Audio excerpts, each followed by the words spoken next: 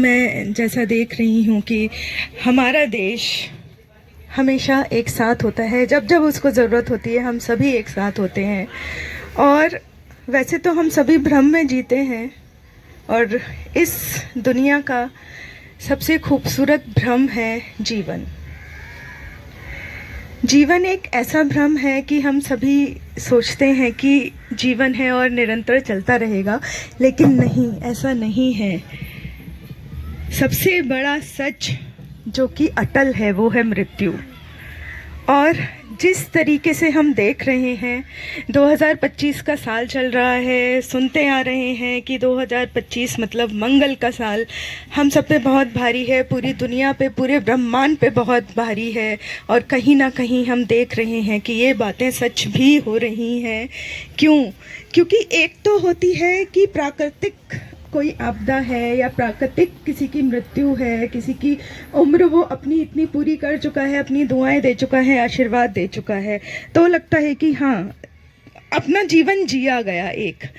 लेकिन अभी निरंतर कुछ घटनाएं ऐसी हो रही हैं, हमेशा होती रही हैं, लेकिन अभी कुछ इतनी ज़्यादा हो रही हैं कि आप नहीं समझ सकते कि आपका जीवन अभी इसी पल तक है, या आने वाले 10 सालों तक है, या आपकी भगवान ने जितनी सांसें दी हैं उतनी आप पूरा अपना जीवन जी के जाएंगे। क्योंकि हम बहुत सारी घटनाएं सुन रहे हैं, लोग खड़े खड़े हार्ट अटैक आ जाता है, खेलते खेलते उनको पता नहीं क्या अजीब सी चीज़ें होती हैं, एक झटका आता है और वो गिर जाते हैं, उसके बाद कभी उठ नहीं पाते। और उन सब से अलग हटके ऐसी त्रासदियां हैं जो कि कल हमारे समक्ष आई, उससे पहले हमारे समक्ष आई, कि जब एक ही दुर्घटना एक ऐसी होती है जिसका कुछ बेस, मतलब कुछ सिर नहीं मिलता, कोई पैर नहीं मिलता, उस पे सारे लोग, एक तो त्रासदी होती है, उसके बाद लोग ढूंढते हैं कि हुआ क्या। सच लोग जानना चाहते हैं, सच आता है सामने, कभी ना कभी आएगा, टीम अपना काम कर रही है। लेकिन कल की जो त्रासदी थी जिसमें 292 लोगों की आकस्मिक मृत्यु, और जिस तरीके से हुई कि मतलब हम सब इतने व्यथित हैं, जिसने देखा होगा वहाँ पर जो उस बचाव कार्य में लगा है वो कितना व्यथित होगा। उसके बावजूद भी सारे लोग काम कर रहे हैं, और ये ऐसी त्रासदियाँ हैं कि जो हमको भीतर तक झकझोर कर देती हैं किसी भी एक देश के लिए, जहाँ पे एक नहीं, यहाँ पे तो 5-5, 6-6 देश जुड़े हुए हैं, उनके नागरिक हैं।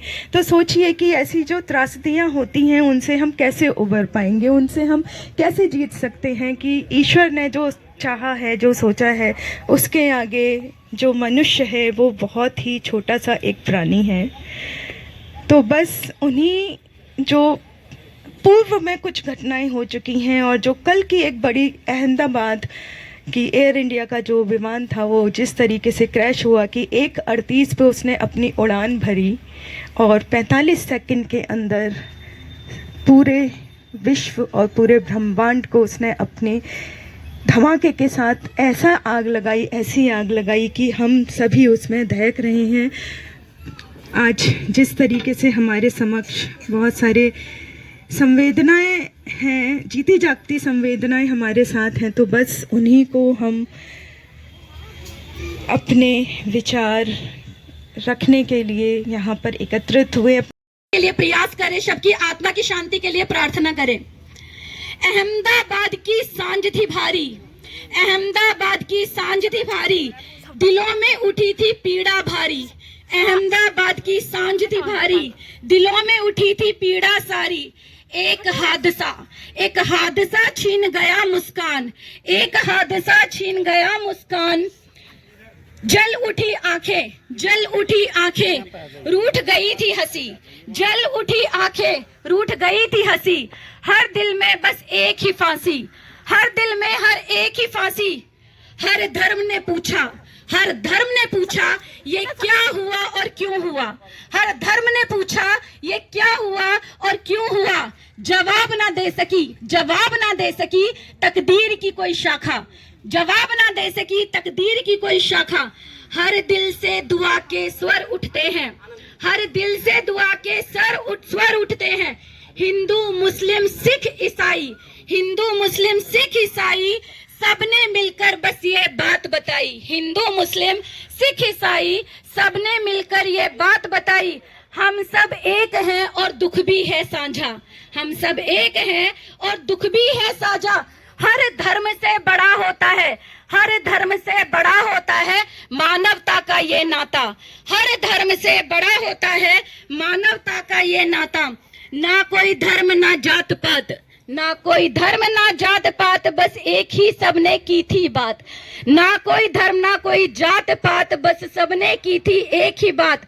प्रार्थना हो हर आत्मा की शांति की, प्रार्थना हो हर आत्मा की शांति की, रहे ना कोई पीड़ा मन में, रहे ना कोई पीड़ा मन में, क्योंकि संवेदना से भरा हुआ था हर मन, संवेदना से भरा हुआ था हर मन।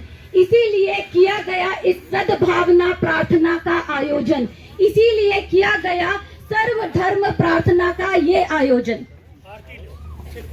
जब मौत आती है तो वह समय यह नहीं देखती कि बच्चा है, बूढ़ा है, जवान है।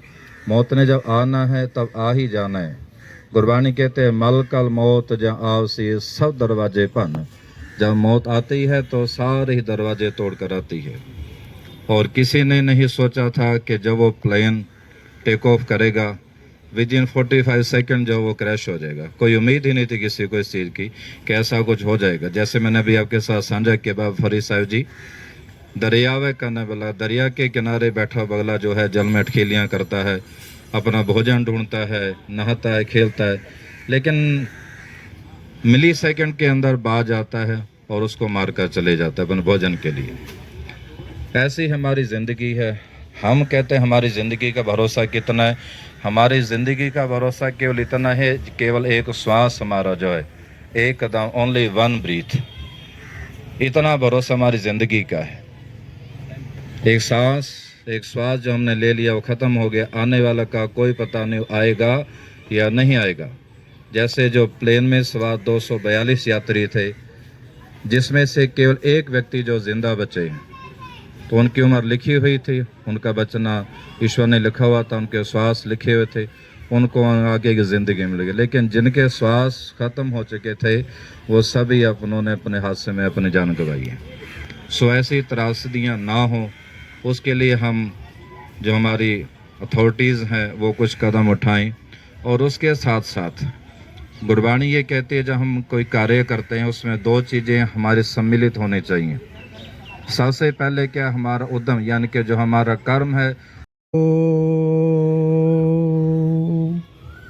अकाल मृत्यु हरणम सर्वयाधि विनाशनम विष्णोर्पदम पोत्वा पीत्वा पुनर्जन्म न विद्यते।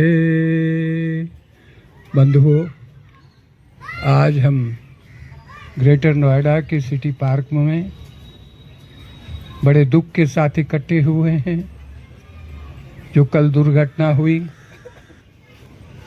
और जिसमें लगभग 250 लोगों ने अकाल मृत्यु के ग्रास हो गए और ऐसी मृत्यु को लिया जो बहुत दर्दनाक है। और आप सब ने इंसानियत के नाते सब धर्मों के धर्मगुरुओं को यहाँ बुलाया है। उन शहीदों को शहीद इसलिए कहना चाहता हूँ कि जिनका कोई अपना कोई अपराध नहीं था। ऐसे निहत्थे लोगों को कोई तो कारण रहा होगा, वो बाद में इन्वेस्टिगेशन की बात है, मगर ऐसी मृत्यु दुखदाई होती है। इसलिए मैंने अपने मंत्र में कहा है कि अकाल मृत्यु हरणम सर्वयाधि विनाशनम। हे ईश्वर, तूने हमें जन्म दिया है और एक दिन आप हमें उठा लेंगे। जीवन दिया है और उसके साथ ही आपने मृत्यु दी है, मगर हे परमेश्वर, हे परमपिता परमात्मा, ऐसा मत कभी करना कि अकाल मृत्यु का ग्रास नहीं बनाना। अकाल मृत्यु बड़ी पीड़ादायक होती है। मृत्यु तो होती है, मगर अपने कर्मों से अपने जीवन की जितना जीवन है उसको आगे बढ़ाते हुए प्राण त्यागता है, अपनी रिस्पॉन्सिबिलिटीज़ को पूरा करके जाता है। जाना तो उसको भी है और कहे कल वो भी है जो भुलाए नहीं जा सकते। ऐसी आपदा तभी आती है जब मनुष्य मनुष्यता को खो देता है, बड़े छोटों का आदर सत्कार छोड़ देता है, ईश्वर के प्रति धर्मगुरु या उपस्थित सभी लोग और गजानन माली की पूरी टीम को धन्यवाद देता हूं कि आप लोगों ने हमें बुलाया। ये दुखद घटना पूरे देश को हिला दिया है। ऐसा लग रहा है कि हमारे परिवार का कोई बहन, भाई और बच्चा इस दुनिया को छोड़ के चला गया, और हो सकता है किसी के घर में चूल्हे भी नहीं जले होंगे, खाना भी नहीं खाया होगा। इस दुख को देख के, आकस्मिक दुख को देख के किसी को खाना भी खाने के लिए मन नहीं कर रहा होगा, क्योंकि हमारे घर का ही कोई आदमी चला गया हो। यह आकस्मिक घटना हमने सोची भी नहीं, ये घटना हुई है, और ये हमारे लिए सबक भी दे रहा है कि मूर्ति जो है हमारा पीछा कर रही है। मूर्ति की परछाई जो है वो हमारे संग संग चलती है, तो हमें बताती है कि हमें सदैव तैयार रहना है, और हमारा यह ठिकाना अनंत काल तक नहीं है। हम इस दुनिया में अनंत काल तक नहीं हैं, हम यह दुनिया से एक न एक दिन विदा हो जाएंगे। लेकिन जब आकस्मिक घटना होती है तो हमें अवश्य ही दुख लगता है कि ऐसा क्यों हुआ, ईश्वर ने ऐसा क्यों किया। जिसने सपने सजोए थे अपने लिए, अपने बच्चों के लिए, वो सपने राख हो गए। और ये जब हम सुनते हैं मीडिया में और हम देखते हैं ये हकीकत, तो हमें बहुत दुख लगता है कि हम यही प्रार्थना करते हैं। सभी को अस्सलाम वालेकुम और नमस्ते। हम सब यहाँ जमा हुआ है इकट्ठे, जो क्रैश हुआ है उसके लिए दुआएं करने के लिए, कि बहुत हमारे भाई हैं, और सिख मुस्लिम सिख ईसाई आपस में हम सब भाई भाई, तो हम सबको मिल कर के उन लोगों के लिए दुआएं मगफिरत करना है कि अल्लाह ताला उनको शांति अता फरमाए और कब्र में उनकी मगफिरत अता फरमाए। तो हम सबको मिल के उन लोगों के लिए दुआएं करना चाहिए, और कहीं भी कोई भी हादसा हो तो हम सबको मिल कर के ही साथ देना चाहिए। ये नहीं कि भाई वो कौन है, ये कौन है, ये नहीं होना चाहिए। एक हमें अपना भाईचारा के साथ उनको साथ देना चाहिए, और हम सब उनके लिए मिल कर के दुआएं करेंगे कि जो उनके बेटे हैं, किसी के बच्चे हैं, किसी के बाप हैं, बहुत सारे लोग हैं, उनके दिल में बहुत सारे तमन्ना है, इरादे वो करके रखें कि हमारे बच्चे पढ़ेंगे, डॉक्टर बनेंगे। किसके दिल में क्या क्या अरमान है वो तो वही जानता है। बस सिर्फ हम लोगों को उन लोगों के लिए मिलकर दुआएं करना है। ठीक है, धन्यवाद। जीवन में एज लिमिट नहीं है, कोई आदमी मालूम नहीं है कितना साल में मरना करेंगे, कितना साल में मरना करेंगे, कोई आदमी मालूम नहीं। नॉर्मल आदमी को कोई मालूम नहीं है। ये का first things we don't know which age we don't know. Second is we don't know which disease with we will die.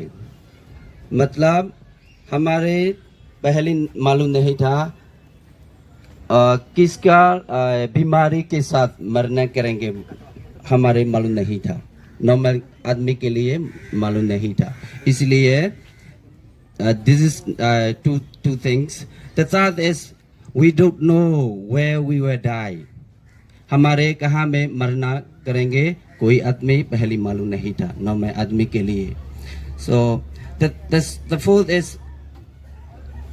how we will die. कैसे हम लोग को कैसे मरना करेंगे, एक्सीडेंट के साथ या नॉर्मल साथ कोई आदमी मालूम नहीं था ना। And then the final and the last thing is we don't know that after dying we will which plane we will go, we don't know. मतलब after मरने के बाद कोई आदमी मालूम नहीं है कहाँ जाओगे, और heaven या near mean heaven or hell, we don't know. It's depend on our own karma, no. So but as much as we can from our Buddhist point of view, we can make a shared our meritorious deeds, or if they हरे कृष्णा। नमः परमहंसस्वादितचरणकमलचक्रान्ताय भक्तजन मानस निवासाय श्री रामचंद्राय। आज हम सब लोग यहाँ अपनी संवेदनाएं व्यक्त करने के लिए उपस्थित हुए हैं। भारतवर्ष आज एक दुखद घटना का साक्षी बना है जो संपूर्ण विश्व के लिए दहलाने वाली है। ग्रेटर नोएडा के लोगों ने एक बार अपनी संवेदनाओं को पुनः भारत के पटल पर ये दर्शाया है कि हर सुख दुख में हम संपूर्ण भारतवर्ष के लिए आगे चल करके उनके साथ हैं।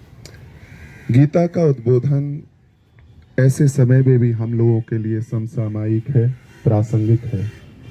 गीता में भगवान श्री कृष्ण जब अर्जुन ने कहा है कि घनघोर युद्ध मेरे सामने होगा, लाखों लोग मारे जाएंगे, ये ही एकमात्र अटल सत्य है हमारे जीवन के साथ, जो हमारे जन्म के साथ ही निश्चित हो जाती है, वो मृत्यु जो हमारे जन्म के साथ ही हमें ये बता दी जाती है।